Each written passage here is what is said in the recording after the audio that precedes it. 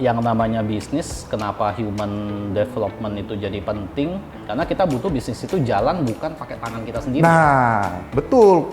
Berapa tahun kemudian saya bisa pastikan kalau mindsetnya nggak berubah, ya dia cuman jual bubur ayam, bukan punya bisnis bubur ayam. Dan jangan lupa teman-teman F&B juga, kalau kita melihat bisnis kita itu cuman produk, saya ulang lagi, kita belum jadi pebisnis. Tapi kalau kita lihat bisnis produk kita adalah bisnis, kita mulai jadi pebisnis. Yeah. Jadi dia kalau di cash flow kuadrannya model robot Kiyosaki itu self-employed. Tapi pada kenyataannya Nggak punya bisnis ya, banyak yang seperti itu. Nah, tapi kenyataannya banyak yang bangga loh, Pak. Bangga, terus tulis lagi, Tidak ada buka cabang.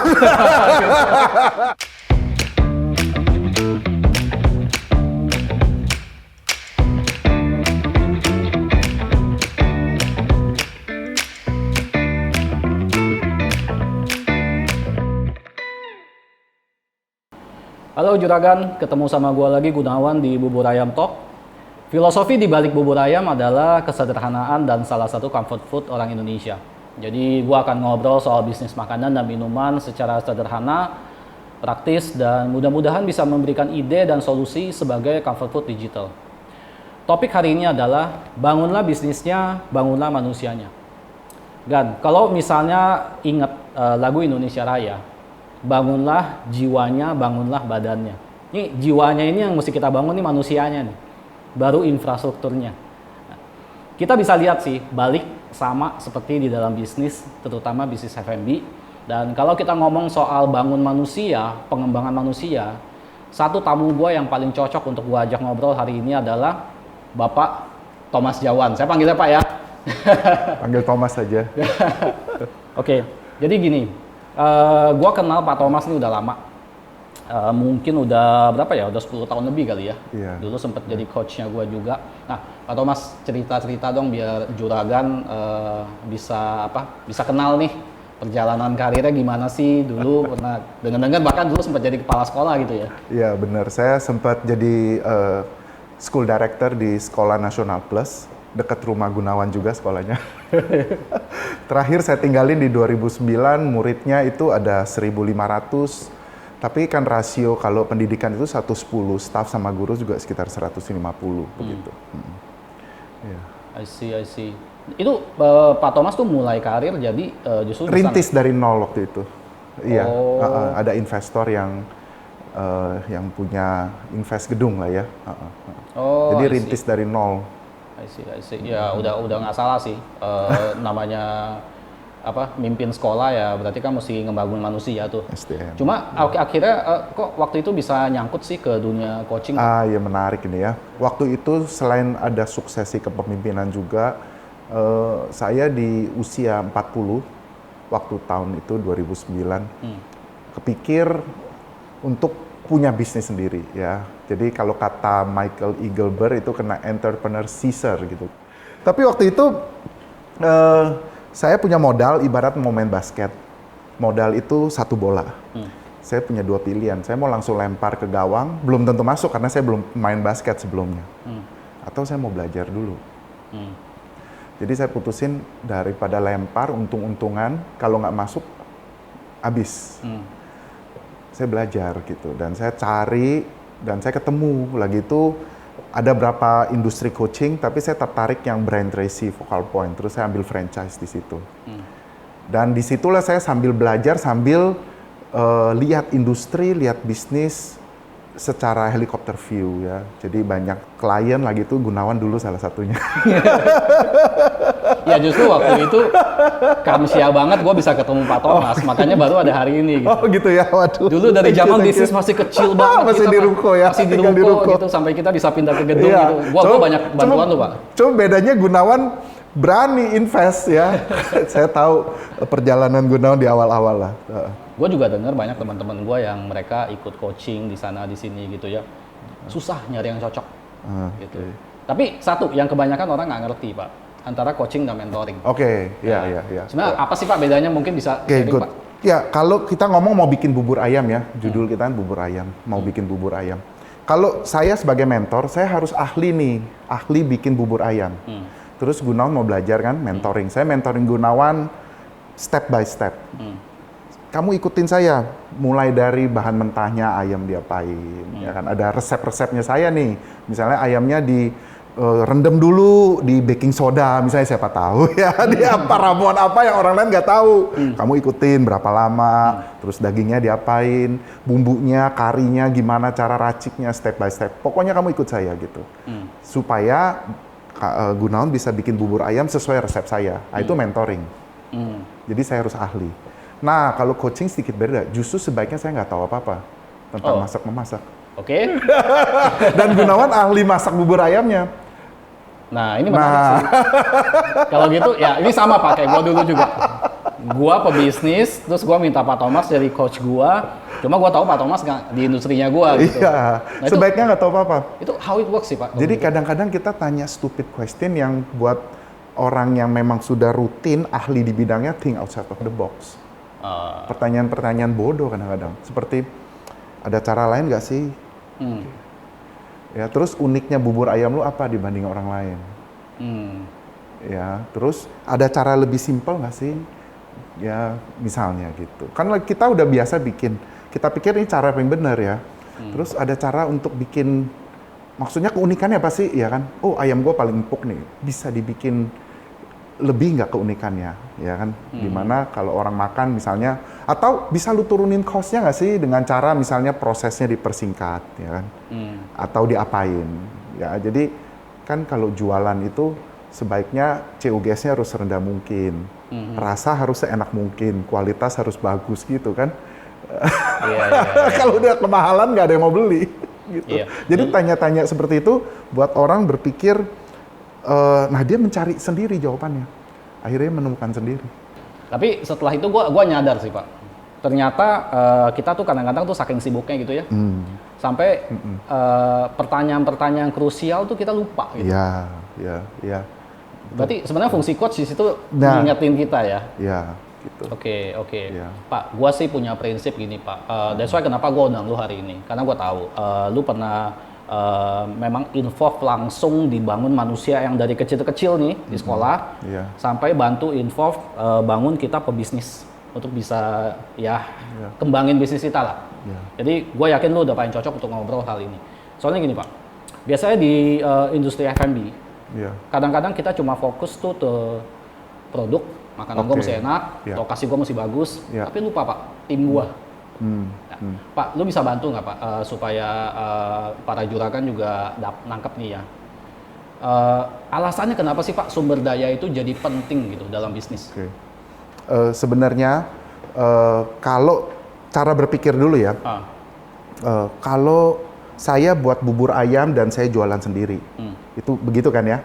Saya ahli bikin bubur ayam yang enak, orang lain nggak bisa tiru. Tapi ramai sekali kan ngantri, terus kan tangan saya cuma 2 gitu kan. Habis itu capek dong tutup. Besok kalau saya mau libur, nggak jualan. Orang nyari-nyari gitu kan. Ada yang seperti itu kan, bubur ayam yang wah antriannya banyak, dapat bintang banyak gitu. Tapi dia jualan sendiri, ahli sendiri. Itu nggak perlu tim. Tapi dia nggak punya bisnis. Jadi dia kalau di cash flow kuadrannya model robot Kiyosaki itu self employee. Tapi pada kenyataannya nggak punya bisnis ya, banyak yang seperti itu. Nah, tapi kenyataannya banyak yang bangga loh Pak. Bangga, terus tulis lagi tidak buka cabang. Iya, karena keunikannya adalah dianya, dan dia melihat buburnya itu produknya. Nah, itu cara pikirnya. Produk saya bubur ayam. Kalau orang sales self employee, produknya adalah bubur ayamnya. Nah, kalau pebisnis totally different, beda. Produknya bukan bubur ayam. Produknya bisnis bubur ayamnya. Bisnisnya itu produknya, sehingga makanya dijual lah jadi franchise, ya kan? Ngerti ya? Jadi bubur ayamnya itu pengalaman justru, experience. Jadi konsep berpikirnya totally different. Jadi kenapa begitu? Saya punya tangan 2, ya kan? Saya bisa jual berapa banyak dan saya bisa handle paling 1 cabang, udah capek. Kalau saya punya 100 cabang, nggak usah banyak-banyak, saya dapat 5% aja dari mereka. Mereka juga dapat. Terus apa yang buat mereka sama saya? Karena saya punya resep kari yang saya doang yang tahu. Dan saya akan bocorin di orang lain. Dia cuman bikin dengan cara yang gampang mungkin, atau apanya yang dia nggak bisa tiru yang harus beli sama saya gitu kan. Itu kan ya, sisanya saya ajarin resepnya gitu kan ya. Nah akhirnya saya punya bisnis banyak, tapi nggak usah banyak-banyak, 5% masing-masing. Kalau 100 kan lumayan. Saya punya 5 kali lipat sekarang, 500%. Berarti kesimpulannya kalau Gitu. misalnya gua ambil kesimpulan gitu Pak ya, yang namanya bisnis, kenapa human development itu jadi penting? Karena kita butuh bisnis itu jalan bukan pakai tangan kita sendiri. Nah, betul.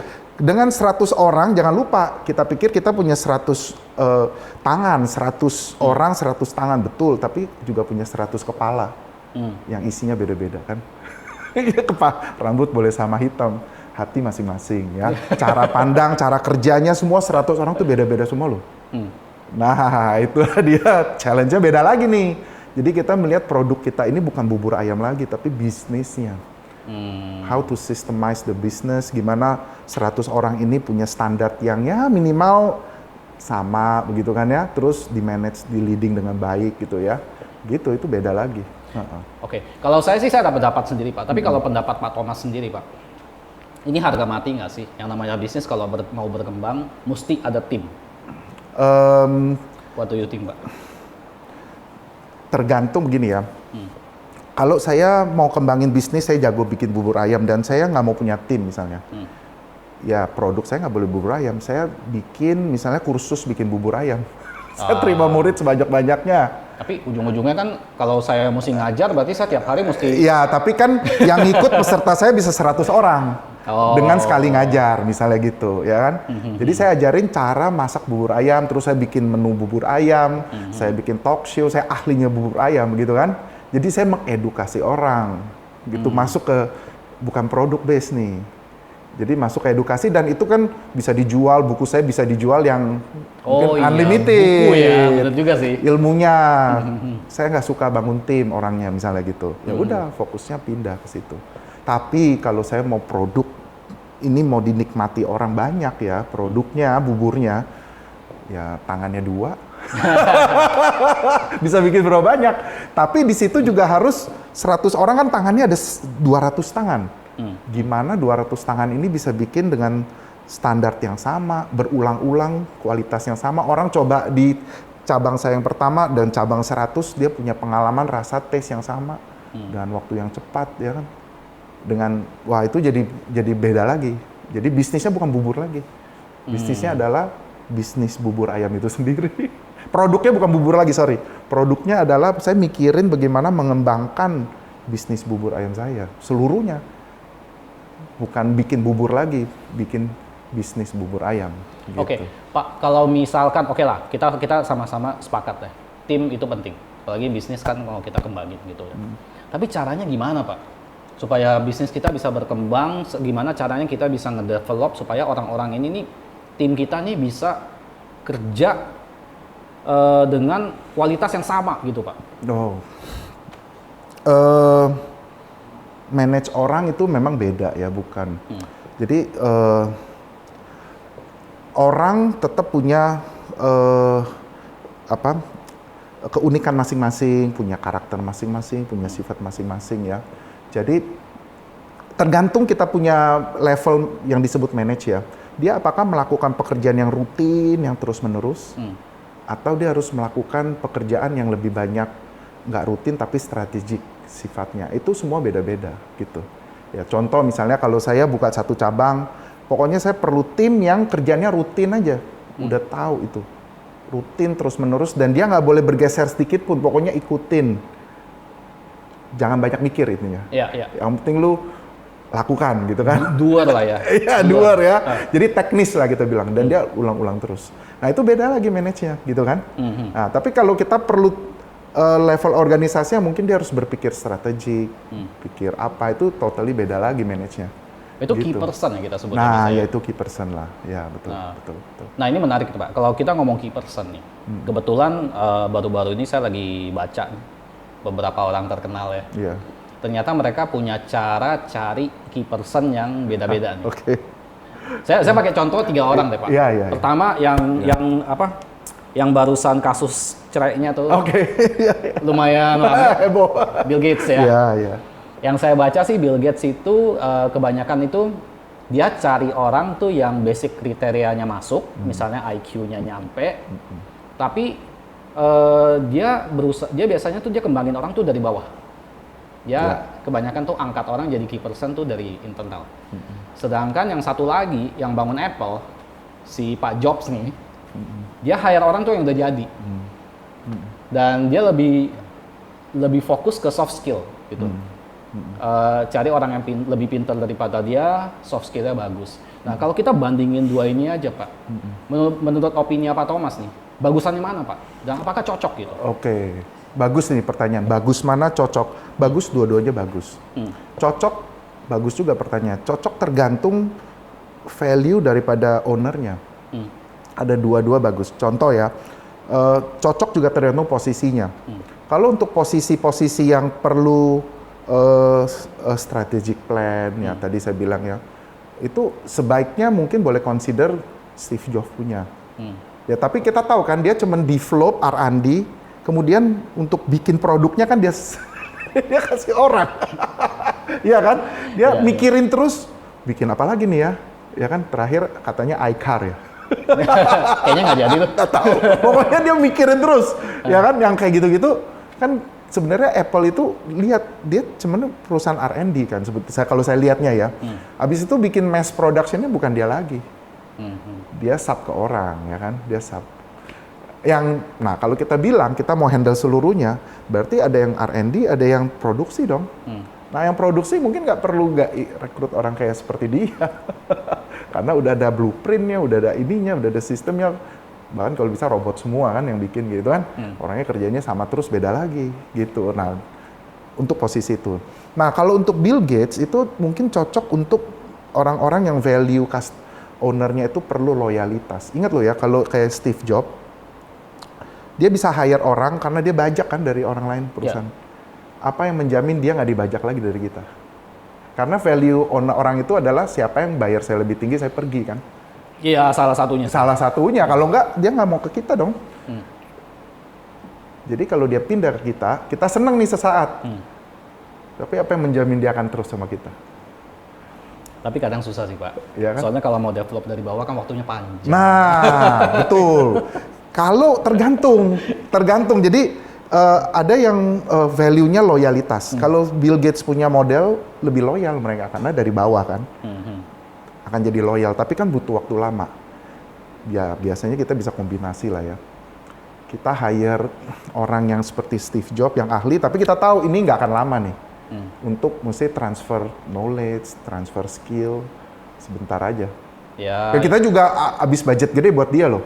Karena kita harus compete kan. Kadang serba salah sih. Kita hire dulu nanti soal loyalty kita pikirin belakang.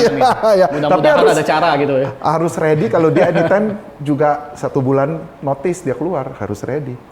Nah ini ada satu orang lagi nih Pak, lebih gila lagi nih. Yang belakangan ini lumayan rame gara-gara koin. Bitcoin ya, kripto. Si Om Elon Musk. Jangan bikin bangkrut ya. Jadi gue sempet ada baca sama gue lihat juga di YouTube, dia ada mention, dia ada bilang MBA itu gimana ya dia sebutnya itu, MBA itu tuh malah ngerusak bisnis. Jadi kayaknya tuh dia rada anti gitu sama orang-orang dari Ivy League. Tapi yang gue baca itu dia hire orang tuh basic dia terima orang ini cocok apa enggak adalah dari kemampuan orang itu untuk solve problem. Nah ini menarik sih. Gue pengen tahu sih view-nya Pak Thomas. Pak, yang namanya kita ngetes orang aja udah susah Pak. Terus untuk gue tahu ini orang bisa solve problem apa enggak, ada ide nggak Pak gimana sih caranya? Oh, tergantung hiring level tadi ya. Biasanya sih kalau untuk posisi tinggi ya ditanya pengalaman kerja lalu, bahkan ya kalau Indonesia sih agak susah ya. Kita bisa telepon manajer yang lama gimana dia solve problem apa aja di tempat dia gitu, bisa minta referensi atau apa. Itu tahu solve problem. Tapi saya lihat Elon Musk itu melihat school smart sama street smart itu dua hal yang berbeda kan. Ya kan, pinter di sekolah belum tentu pinter di lapangan. Ya itu bener sih. Sebenarnya ilmu coaching itu street smart. Makanya nggak pernah diajarin di kuliah. Tapi pada kenyataannya sebenarnya kan kita butuh dua-duanya kan. Dua-duanya perlu, iya dua-duanya perlu. Menggabungkan dua-duanya perlu. Tapi kadang susah sih Pak, kalau misalnya mau gua telepon ke employer sebelumnya, Susah di ya sini. gila-gila juga. Gua mau hijack, Iya. gua telepon ke employer. Iya. Tapi nggak tahu kalau di luar negeri mungkin mereka ada blog apa ya mungkin nggak ngerti kan mereka juga harus menjual diri mereka sendiri. Ya mungkin LinkedIn saya nggak tahu ya apakah sampai bisa dipakai. Headhunter biasanya dicari. Mereka yang tugas mereka ya kalau memang khusus orang-orang khusus nih kita bilang. Kan khusus buat untuk spesialis solve problem ini. Berarti kita harus cari yang spesial ya memang. Tapi kalau gua gabung sih Pak, dari cara 3 orang, terus gimana teknik yang mereka itu jadi relevan gitu buat kita. Ada juga yang street smart, ada yang school smart, kita butuh dua-duanya. Sebenarnya ujung-ujungnya itu lari ke kita tempatkan orang di posisi yang tepat nggak sih? Ya balik lagi, tergantung satu value kita. Terus tergantung skala bisnis kita berapa besar ya kan, skala bisnis kita. Kalau kita balik lagi lah ngomong, yang paling banyak sekarang kan UMKM nih kayak orang bubur ayam ini misalnya. kayak Balik warung lagi gitu lah, lah balik ya. Oke, kalau saya bisa bikin produk bubur ayam enak, begitu kan ya. Terus saya punya pilihan kan, kalau saya cuman hobi bikin bubur ayam dan saya nggak peduli bisnis, saya akan tulis di cabang, tidak buka cabang lain. Tapi saya kerja setengah mati dah. Kalau saya sakit, bubur ayamnya tutup. Saya liburan, bubur ayam tutup, begitu kan? Nah, itu banyak seperti itu. Nah, kalau orang-orang seperti ini, mindsetnya mau berkembang ya, punya bisnis mindset. Nah, yang pertama harus dirubah adalah mindset dia sendiri gitu. Jangan ngomong tim dulu, belum. Dia sendiri harus berkembang dulu cara pikirnya. Kalau enggak, dia akan melihat gini, dia boleh suruh orang, nanti dia nggak mau ajarin ya. Terus kalau orangnya salah, udahlah, saya ada tukang bubur ayam depan rumah itu. Saya kadang ajak lihat dia ada anak buah gitu. Wah, mulai berkembang Pak ya. Saya juga suka beli bubur ayam dia, enak sih dekat depan pasar itu. Terus saya bilang, Pak, wah udah ada anak buah nih, dia bangga. Besok kan anak buah hilang lagi. Saya tanya, karena mana? Susah lah ngatur anak, enakan kerja sendiri aja gitu. Dan berapa tahun kemudian saya bisa pastikan kalau mindsetnya nggak berubah, ya dia cuman jual bubur ayam, bukan punya bisnis bubur ayam. Ya kalau gitu lain kali mendingan Pak Thomas makan bubur ayam. Ya kan? Tapi bubur ayam enak, nggak bisa diduplikasi dan dia nggak kepikir untuk menjual. Yang penting ya cukup begitu aja, habis pulang, kalau libur tutup begitu. Nah, jadi kalau kita ngomong tim, nomor satu orang-orang yang teman-teman kita yang UMKM ini nomor satu harus dirubah mindsetnya dulu. Saya pengen berkembang nggak punya bisnis bubur ayam. Atau saya happy dengan keadaan begini. Itu dulu. Jadi jangan ngomong tim dulu karena percuma saya hire tim tapi mindset saya tukang bubur ayam. Oh, malah timnya nggak diajarin. Nggak diajarin. Terus kalau macem-macem udahlah pergi aja gue handle sendiri lagi. Nggak berkembang. Ini skala bisnis UMKM loh ya. Iya. Beda kalau kita ngomong yang udah gede ya. Beda lagi. Tapi gue percaya sih Pak, maksud gue juga dulu kan gue mulai kan dari kecil. Gue juga pengen bisnis gue gede. Dan saya gini deh Pak, mindset udah oke nih. Oke. Gue pengen gedein bisnis. Oke. Nah, sekarang gue bikin tim. Jadi muncul satu pertanyaan. Kalau untuk bisnis F&B Pak, seberapa penting sih untuk gue punya tim yang memang isinya tuh orang-orang bagus semua? Oke, selain kita ngomong tim sebelumnya udah harus ada SOP-nya dulu dong, sistem. Terus harus ngomong sistem itu penting loh ya. Sistem itu bisa bentuknya SOP, bisa bentuknya digital dibantu. Jadi di guide dengan digital. Salah satunya yang saya tahu ini kerjaan ISB ini ya kan. Kerjain begini, bantu orang-orang UMKM punya sistem karena saya tahu nih ISB itu yang saya tahu dari Gunawan, dia memang handle bisnis restoran skala besar dulu. Jadi terus sekarang mulai masuk ke UMKM, betul ya Gun? Betul, ya. Jadi saya yakin teman-teman di UMKM yang pakai ISB, karena dia dari restoran besar turun ke kecil, teman-teman bisa dibawa menjadi punya skala restoran seperti restoran profesional yang besar. Karena dia tahu big picture-nya seperti apa, roadmap-nya seperti apa, sekarang masuk yang kecil. Beda kalau teknologi yang memang kelola yang kecil ya kecil terus, nggak pernah lihat yang besar seperti apa kan. Nah, jadi itu membantu satu sistem. Kedua, SOP, terus ketiga, training penting. Selain tim, training penting.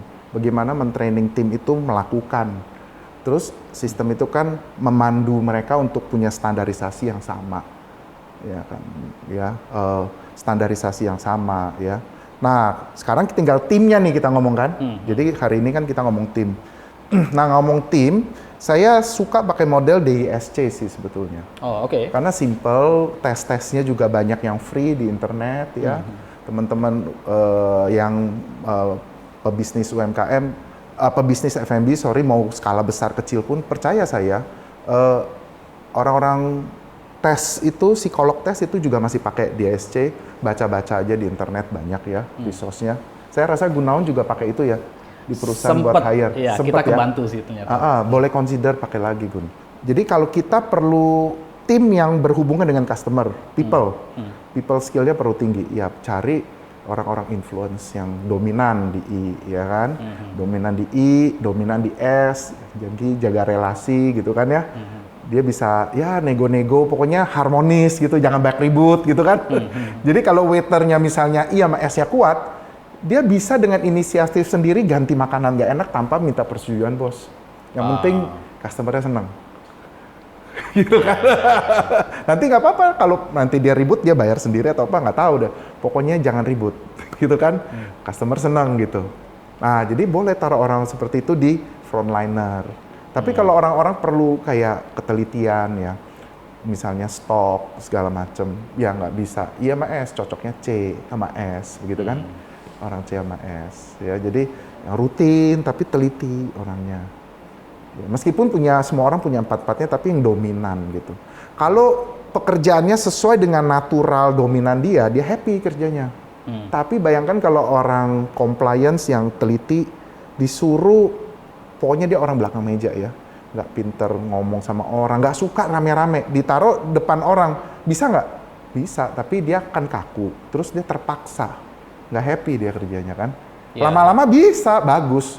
Tapi sebenarnya asli karakter awalnya dia suka orang yang diem di belakang meja. Jadi kita taruh orang yang nggak tepat aja. Ya gitu, orangnya nggak tepat gitu. Berarti orang tepat untuk pekerjaan yang tepat. Ya, tapi permasalahannya kita sebagai owner juga punya dominan yang beda-beda nih. Kalau kita orang dominannya I sama S, kita seneng ketemu orang-orang yang sejenis sama kita bahkan. Kita suka nggak memandang orang belakang meja penting, padahal mereka juga penting kan. Kalau kita orang yang teliti, detail, kita akan tertarik sama orang yang mirip kita, itu permasalahan. Jadi kita harus buka wawasan kita sebagai owner. Memang ada orang-orang yang berseberangan sama saya. Kita harus ready, tapi dia cocok buat customer gitu kan. Tapi nggak cocok sama value saya nih. Kalau saya, customer nggak suka, udah urusan dia. Misalnya saya orang C saklek. Rugi saya kalau saya kasih Tapi kalau waiternya itu dia bisa keluarin lagi makanan, maaf Bu, ini mungkin lebih tapi customer happy. Tapi saya nggak happy gitu kan sebagai owner. Tapi teknik ini memang sempat jadi perdebatan sih Pak. Cuma maksudnya saya coba lihat dari sisi baiknya, daripada kita nggak punya guideline. Itu satu. Ini kan hal yang paling simpel ya. Simple ya. Terus kedua, kita juga nggak bisa memungkiri sih Pak. Coba ya kita tanya ke diri sendiri ya. Ada tipe orang yang nggak suka ketemu orang. Habis ketemu orang tuh capek. Ada yang ketemu orang tuh makin berenergi. Berarti kesimpulannya memang ada orang-orang tertentu yang tepat gitu ya untuk kerjaan tertentu gitu. Betul. Ya Tuhan ciptain semua orang kan beda-beda. Pak, berarti bener nggak Pak ya? Gue ambil kesimpulan. Sebetulnya kita untuk rekrut orang untuk masuk ke dalam tim, kita nggak perlu harus semuanya ace people. Orang-orang yang pinter banget untuk posisi dia. Tapi sebenarnya orang yang tepat itu udah bisa jalan ya. Bahkan kalau untuk teman-teman F&B, saran saya ya pakai cara Bill Gates lebih cocok. Teman-teman lihat aja, ya saya nggak ngomong, ya itulah karena salah satu yang saya tahu udah pakai softwarenya Gunawan itu ya. Ya pakai itu ya. Coba lihat mereka lebih hire-nya gaya Steve Jobs atau gaya Bill Gates untuk orang-orang outlet dia. Nah ya itu saya nggak tahu sih. Nggak tahu ya? Itu saya nggak tahu. Karena saya sering nongkrong sana, saya tahu. Kita sesama pengguna. Saya tahu, ya dia lebih cocok hire apa, saya tahu gitu. Soalnya ini kadang dilema loh Pak Thomas, apalagi kita ngomong UMKM ya. Iya. Pengalaman rekrut orang tuh dikit. Buka lowongan, siapapun yang mau diterima, udah masuk aja deh, yang penting posisinya keisi. Tapi ya agak susah ngomong ya. Memang mereka butuh, Butuh. pengalaman di awal kayak gitu ya. Iya. Ya maksudnya susah gampang. Jadi kalau kita punya pilihan nggak banyak kan nggak banyak pilihan. Jadi sebenarnya kalau jadi pebisnis, kalau kita mau hire orang, sebaiknya semakin banyak pilihan semakin bagus. Sekarang cara hiring juga banyak yang low cost kok. Banyak yang low cost. Atau bisa gini, yang penting kita punya satu orang kunci, biasanya kan begitu. Kita tahu ya, kalau orang, ini biasa waktu kita mau berkembang, ada nih satu orang kunci yang kita bisa depend nih. Paling low cost itu, teman-temannya dia pasti mirip dia. Jadi strateginya biasa begitu. Oh, nyari Teman baik temennya. dia adalah orang-orang yang mirip dia pasti. Nah, berkembangnya pelan-pelan generik dari situ. Bisa. Tapi untuk cari satu orang itu, ya mungkin PR kita. Ya kan? PR kita lah ya, entah siapa dia. Tapi teman-teman baik dia itu orang-orang mirip dia. Biasanya. Ya, cara pikirnya, cara ininya, ya. Karena kalau yang bertentangan sama dia kan, dia nggak cocok nih berteman sama orang yang berbeda. Iya. Nah, kalau kita cocok sama dia, berarti teman-teman dia bisa mungkin cocok sama kita. Itu ngomong teamwork. Nah, setelah di hire, ya harus diedukasi. Itu penting di situ. Kalau enggak, kita expect dia udah tahu pekerjaan, itu salah besar. Jadi teman-teman F&B bisnis harus ngerti, McDonald's sebesar itu pun sangat mementingkan edukasi. Dia ada Hamburger University loh. Oh, oke. Ada. Dia bikin SOP-nya, dia bikin university-nya, yang mau beli franchise harus duduk di university dia, konon kata salah satu kurikulumnya bersihin WC. Karena value dia restoran kebersihan itu tergantung dari WC. Oh ya, make sense ya. Kalau dia ke WC, WC-nya bersih, dapurnya pasti bersih. Sama kayak WC ini ya, kotor, kalau- dapur kotor, Kalau biasa kita gitu. mau masuk ke rumah, nyaman apa enggak lihat WC-nya ya. Lihat WC-nya. itu jadi suruh bersihin WC. Jadi value dari franchisor dia beli mahal loh, 1 juta US itu orang suruh cuci WC. Itu Hamburger University, jadi saya nggak mau tahu lu, ini brand gua, lu mau beli, lu ikut pendidikan gua, ya kan?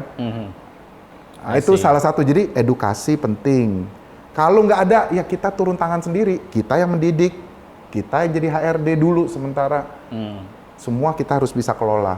Nanti kita udah bisa, kita bikin sistem yang biasa kita lakukan seperti apa, baru kita delegasi ke orang lain ya, sesuai perkembangan lah ya. Nah, Pak, ini ngingetin gua satu hal nih, yang gua lakukan dulu. Coba ya, ini benar apa enggak gitu ya.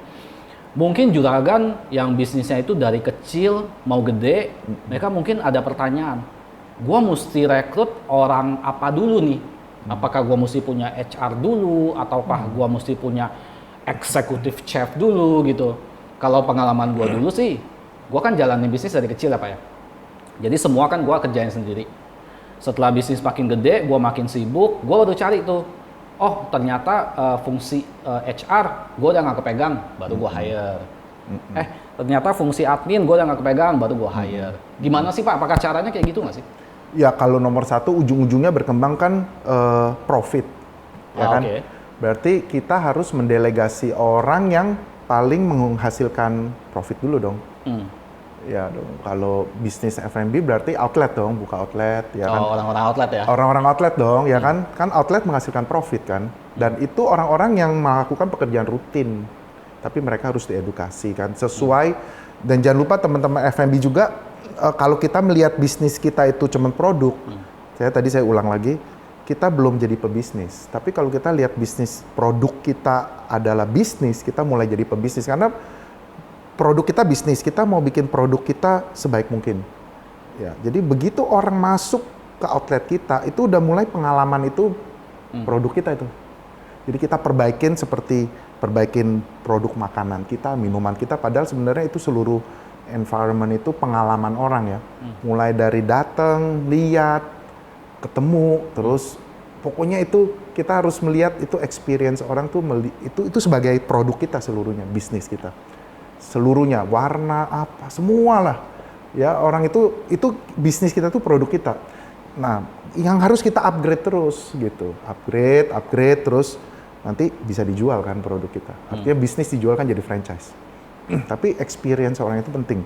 Nah, bagaimana kita meng-create experience ya Terus orang-orang apa yang kita taruh di outlet, yang experience apa yang kita mau taruh di situ sesuai keunikan kita ya. Saya mau experience apa? Cepat, atau saya mau ramah, saya mau apa ya, saya mau warm, welcome, beda-beda tergantung yang kita mau create nih. Ya, jadi orang-orang outlet dulu lah yang harus menurut saya diperbanyak ya. Karena dia yang paling generate profit. Nah, kemudian ada beberapa kalau sudah mulai banyak, gak harus kita handle sendiri dan gak harus semua in-house kan, bisa outsource juga. Outsource itu salah satu yang cutting cost. Jadi kita harus low cost juga kan. Tapi income tinggi ya. Semakin kita bisa dua nih teman-teman pebisnis nih. Kalau kita bisa naikin omset, profit kita naik. Tapi jangan lupa naiknya persentase.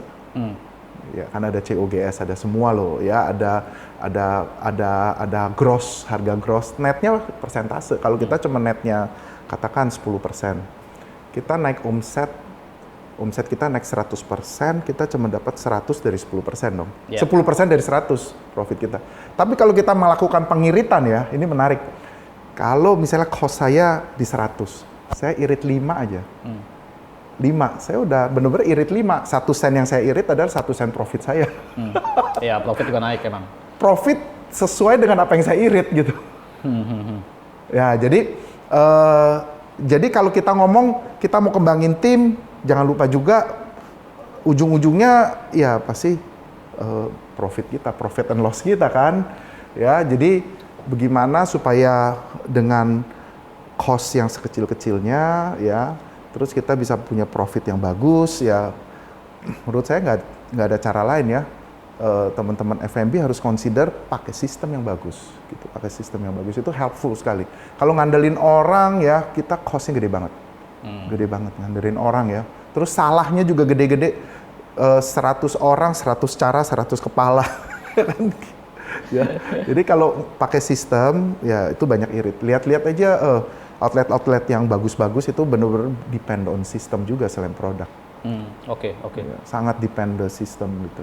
Oke, Pak, kita udah sepakat nih untuk berkembang butuh tim. Tim itu nggak harus semuanya orang-orang top. Tapi kan as a pebisnis saya juga tahu sih, untuk saya bisa berkembang lebih cepat, saya tetap butuh orang-orang bagus. Betul. Nah, Pak, timingnya kapan sih Pak saya mesti punya orang bagus nih? Jadi konsepnya gini Pak, saya ngomong timing karena kan bisnis itu kan size-nya kan beda-beda Pak ya.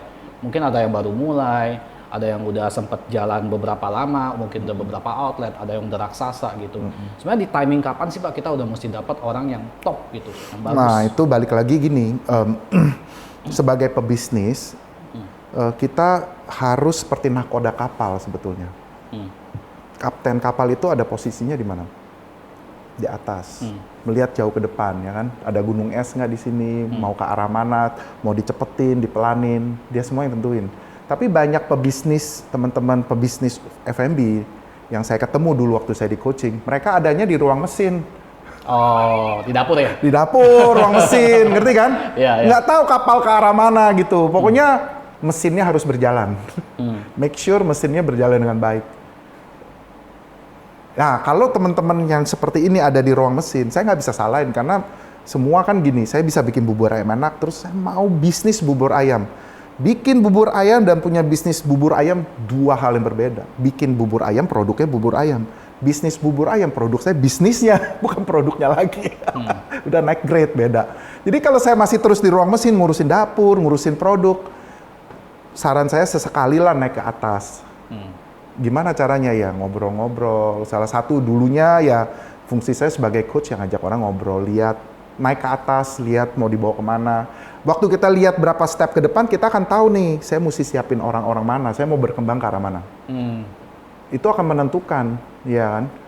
Karena saya kira-kira tahun ini mau ke mana nih, ya kan? Mau buka cabang, atau mau jual franchise, atau mau apa ini? Atau mau diversifikasi produk, ya? Atau mau gedein outlet, atau apa nih? Kalau gitu sebenarnya nggak tergantung dari ukuran kita dong Pak ya, timingnya ya? Tergantung dari planning kita sebetulnya ya. Oh iya. Kan kita nakoda kapalnya lihat ke depan. Ini kan bisnis kita yang memutuskan mau invest di mana kan kita yang putusin. Mau beli ruko sebelah, kita yang putusin. Oh nggak mau ruko sebelah, mendingan sewa. sewa apa di situ aja, nebeng di outlet murah, banyakan, itu semua beda-beda loh. Oh saya mau bikin elit satu store dulu supaya orang tahu.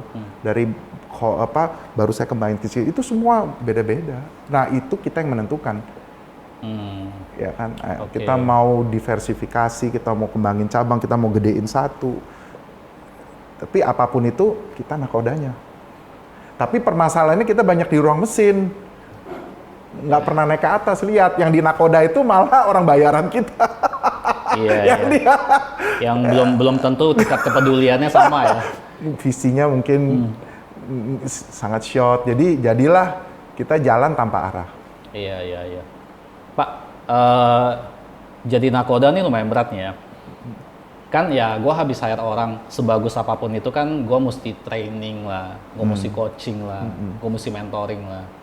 Sebenarnya hal-hal kayak gini apakah benar-benar semuanya harus jadi beban gue? Atau gue bisa minta tolong ini teman-teman kayak lu Pak, coach gitu Pak? Saran saya sih semakin kita kalau mau berkembang ke bisnis ya, mau jadi pebisnis, kita sendiri dulu harus bisa sih sebetulnya. Jadi seperti kita mau bikin bubur ayam, gue harus bisa masak bubur ayam dulu. Oh, iya dong, baru gue ngajarin orang nih ya. Terus tentunya ada resep-resep tertentu yang gue keep lah ya. Yang mungkin itu yang kalaupun dia keluar dia nggak tahu semua resep ya kan. Kita itu normal. Tapi saya harus bisa kan. Nah sekarang ini kan produknya bubur, sekarang produknya bisnis nih.